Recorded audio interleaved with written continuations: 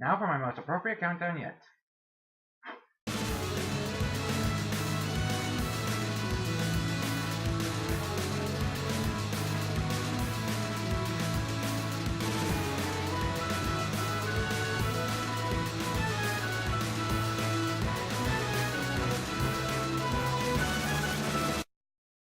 Somebody call 911.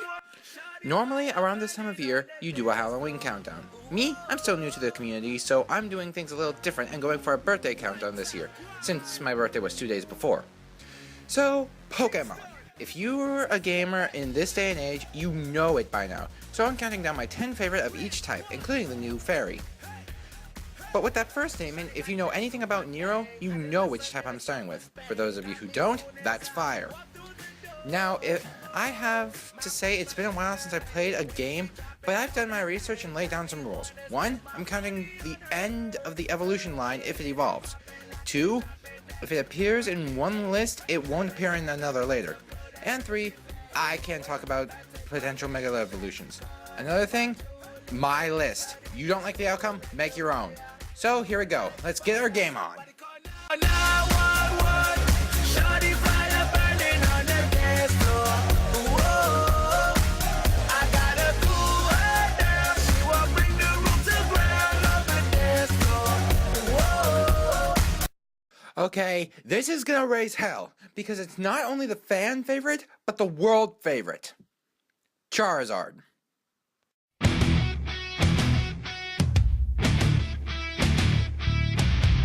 I'm sorry, but by this point I have to agree with Waffle's Minion. It's overrated. Now, unlike Mr. Minion, I don't think it's a bad Pokemon, just not nearly as awesome as it used to be. Otherwise known as the Flame Pokemon, Charizard is nothing more than a dragon if you think about it, but he gets on here because of my love of dragons. Its frailty is made up for only in speed and attack power statistically, giving its base stat of 534 total.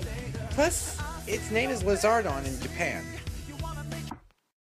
You've got to be kidding me.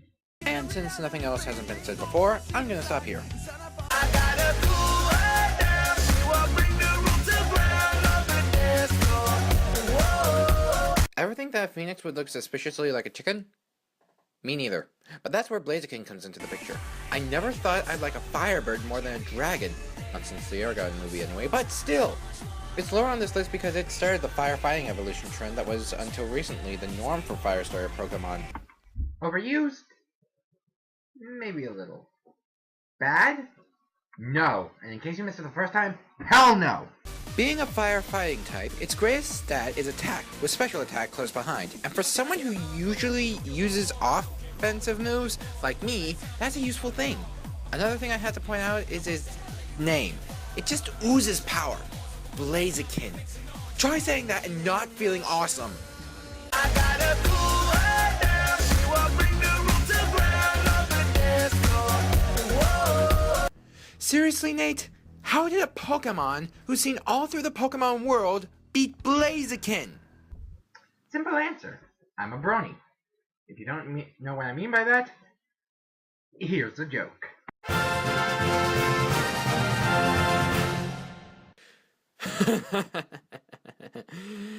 Seriously though, I like this thing because it's a horse. I like horses, and my first fire-type Pokemon that I actually caught was a Ponyta. But with that rule about final evolutions only, I have to put Rapidash. Its greatest stat is its 105 speed and 100 attack being close behind. But tell me you do not see some form of majesty in this beautiful unicorn-like creature, and I'll tell you where to find the nearest liar. I gotta cool her down. She will bring the room to ground on the dance floor. Whoa. Who doesn't like a monkey? Especially when it's on fire! If you played Diamond, Pearl, or Platinum, you probably chose Chimchar, not knowing until later that it evolved into this badass. According to the Pokedex entry, the fiery crown reflects the personality. It's the exact same type as the aforementioned Blaziken, with a slight difference of the same stat total for attack and special attack, both of which are its greatest asset. Another thing, that face. It says, I'm gonna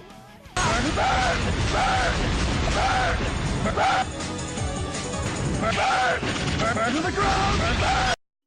I regret saying that. I gotta cool her down. She will bring the room to ground. Next on this list is the only other single fire type to make the cut. I remember watching the TV show Pokemon Chronicles, and Jimmy's Typhlosion was so badass I had to get one for myself when Soul Silver got out. Its name is an interestingly simple aspect about it. In America, it's just Typhoon, the Eastern Hemisphere's hurricane, and an explosion, which hopefully needs no explanation. Who doesn't like watching things explode from the outside, right? Another thing to mention is that this is a special Pokemon, meaning that its base stats are special attack and special defense. The Pokédex entry for Soul Silver says that its fur is highly flammable, able to cause explosions simply by being rubbed against itself. How awesome is that? I gotta cool her down. She will bring the room to ground on the dance floor. Whoa. Another starter? Why are these things so awesome? Emboar may be another firefighting type, but it's the last one Game Freak has that was said to evolve from a starter. The reason this firefighting starter was higher than the others is simple. Look at him, goddammit! He looks like he can plow through a fucking building with no injury!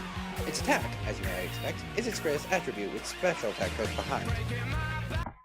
Why do fire-type Pokemon have such close attack and special attack at such high attributes? That aside, it also has a caring nature as seen in the Pokédex entry, where it cares deeply for its friends, and sets its fists on fire with its chin! So why is Emboar only number 5? Rock, give me a list. Oh yeah, now it's real. I gotta cool her down. She will bring the room to ground on the dance floor. Whoa. Rock, I do not want to be sued by Josh Culture anytime soon.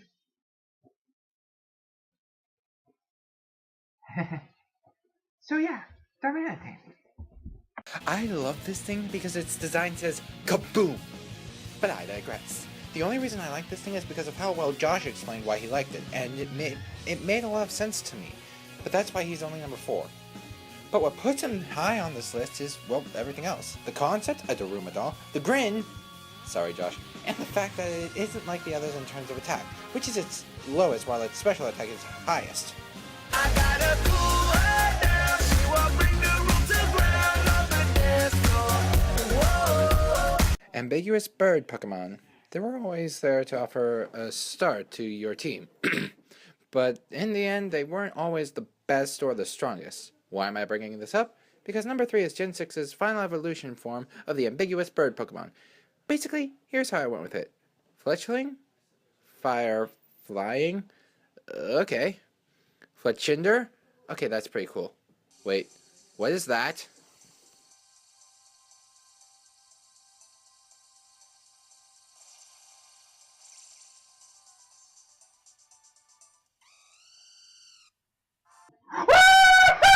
Yeah, I'm probably the first person to include a 6th gen Pokemon, but seriously, how can you not look at Talonflame and not gawk at its awesomeness?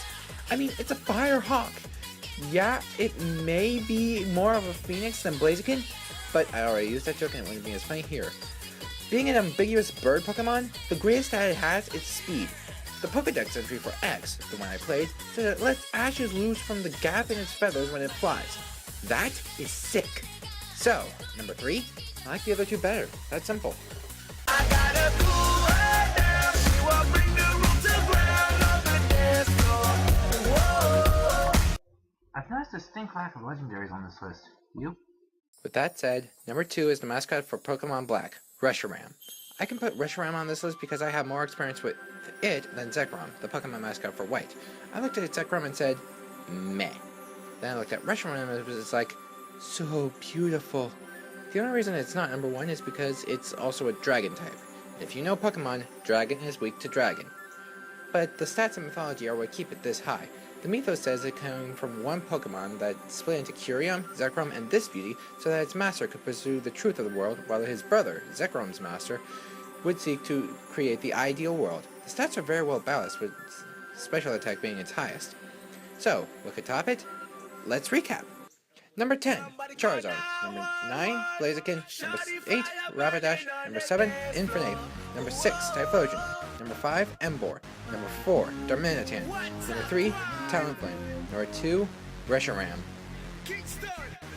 Let's go. Hey. Red one. You don't think I was only including one Gen 6, did you? And yes, number 1 is a starter.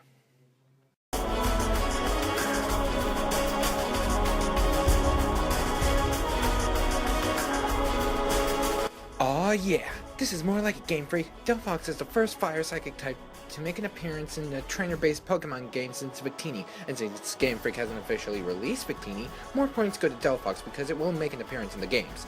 Basically, it's a wizard. Like if Ninetales got genetically merged with Harry Potter, you'd get this thing. How awesome is that?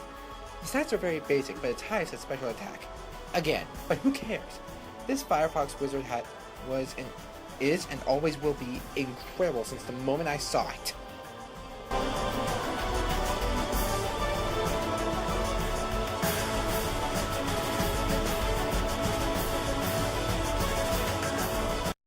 I'm the Sun of Nero, and Delphox, I choose you!